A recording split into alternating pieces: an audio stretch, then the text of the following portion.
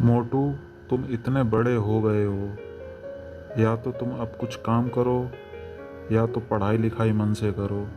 अगर तुम्हारा पढ़ाई लिखाई में मन नहीं लगता है तो काम पर ध्यान दो। समझ गए ना मोटू? या तो पढ़ाई और या तो काम, किसी भी एक काम पर अपना फोकस कर लो मोटू। समझ में आ रहा है ना तुम्हें मोटू मेरी बात? अभी मैं ड्यूटी पर जा रहा हूँ, तुमसे मैं शाम को बातें और करूँगा। मैं तुम्हारे विचारों को जानना चाहता हूँ कि तुम पढ़ना चाहते हो या नहीं। अगर नहीं पढ़ना चाहते हो तो हम तुम्हारे लिए काम की भी व्यवस्था कर देंगे। अपना काम करो और काम में मन लगाओ। भला तुम्हें ज़िंदगी में कुछ तरक्की करना है या नहीं? यूं ही अपना जीवन बर्बाद कर दोगे। यहीं पड़े रहोगे, ना तो पढ़ते हो ध्यान से और ना कुछ।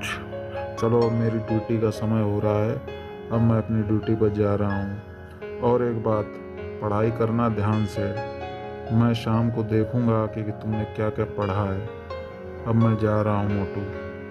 अपना पढ़ाई का ध्यान रखना मोटू, और मेरी ये बात भूलना मत।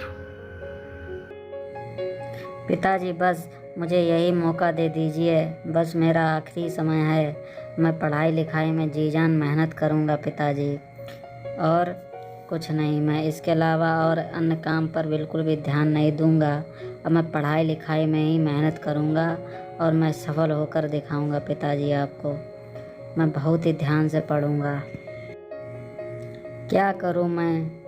इतनी साल से मैं मेहनत कर रहा हूँ, लेकिन मैं पढ़ाई लिखाई में सफल नहीं हो पा रहा हूँ।